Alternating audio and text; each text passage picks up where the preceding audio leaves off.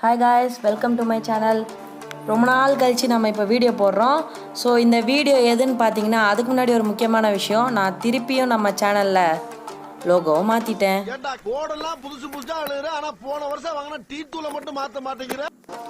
ஏன் லோகோ மாற்றினேன்னு கேட்டிங்கன்னா, ஏற்கனவே வச்சுருந்த லோகோவோ இன்னொரு ஃபோனில் வச்சுருந்தேன். அந்த ஃபோனோட டிஸ்பிளே போனனால அது ஃபுல்லாக ரீசெட் ஆகிடுச்சு. இன்னும் ஒரு கஷ்ட காலங்க. அதனால் இப்போ நம்ம இன்றைக்கி வீடியோவில் என்ன பார்க்க போகிறோம்னு பார்த்தீங்கன்னா, இப்போ யூடியூப்பில் நிறைய சேனல்ஸ் உருவாகிட்டே இருக்குது. ஸோ அதில் கேமிங் லோகோ எப்படி மேக் பண்ணுறது, ஒரு சிம்பிளான வேலை மேக் பண்ணுறதுன்னு சொல்லி தான் இந்த வீடியோ போட்டிருக்கோம். ஸோ கண்டிப்பாக இந்த வீடியோ உங்களுக்கு பிடிக்கும்னு நினைக்கிறேன். இந்த வீடியோ பார்த்துட்ருக்கவங்க இன்னும் நம்ம சேனலை சப்ஸ்கிரைப் பண்ணாமல் பார்த்துட்டு இருந்தீங்கன்னா சப்ஸ்கிரைப் பண்ணிவிட்டு பாருங்கள்.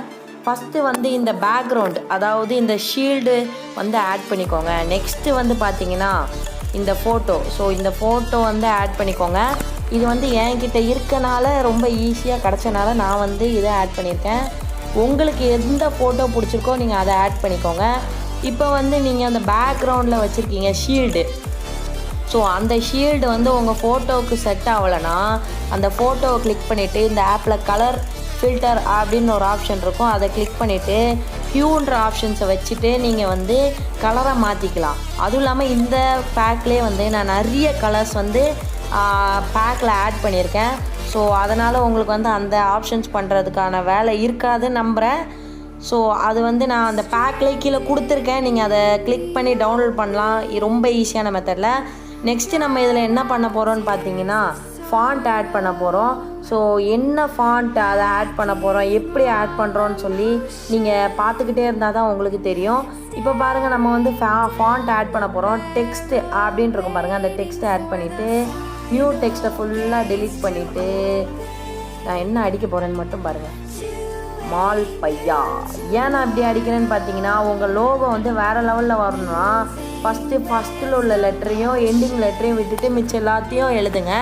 ஸோ இப்போ நான் யூஸ் பண்ணுற ஃபாண்ட் பேர் ஜெர்சி ஷார்ப்பு.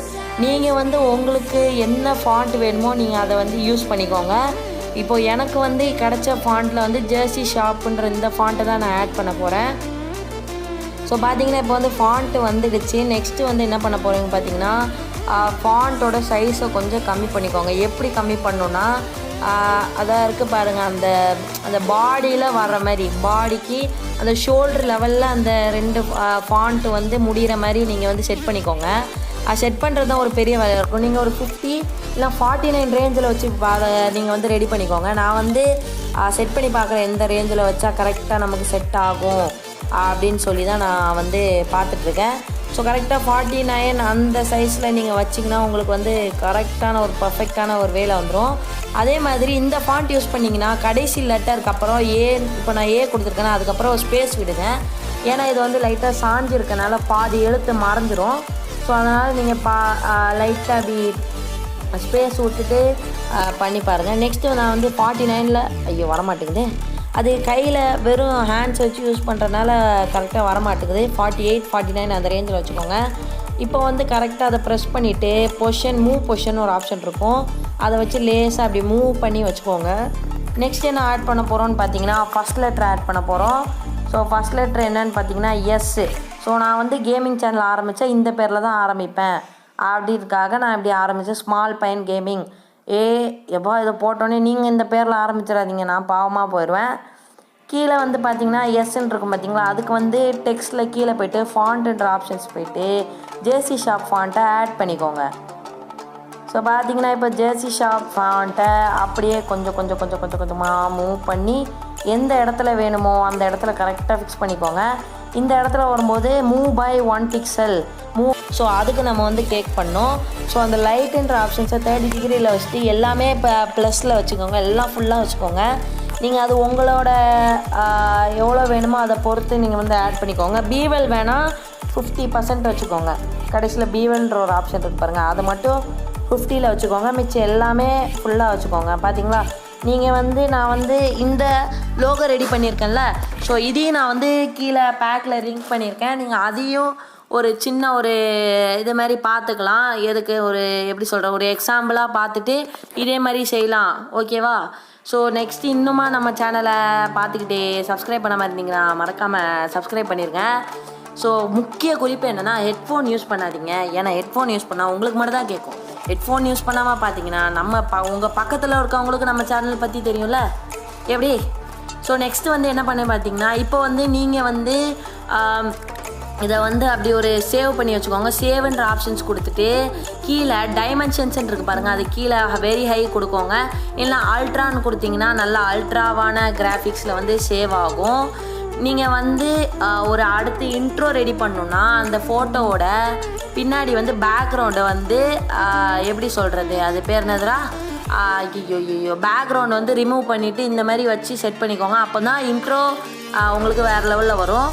இல்லைனா வந்து பிளாக் கலரில் ஆட் பண்ணிக்கோங்க. நெக்ஸ்ட்டு வந்து நம்ம வந்து ஃபஸ்ட்டு வே இப்போ நான் வந்து உங்களுக்கு சொல்லி கொடுக்குறேன். ஸோ ஃபஸ்ட்டு வே வந்து பார்த்திங்கன்னா கிரேடியண்ட்டில் போய்ட்டு இந்த கலரில் ப்ளூ கலரில் ஆட் பண்ணிக்கிறீங்க.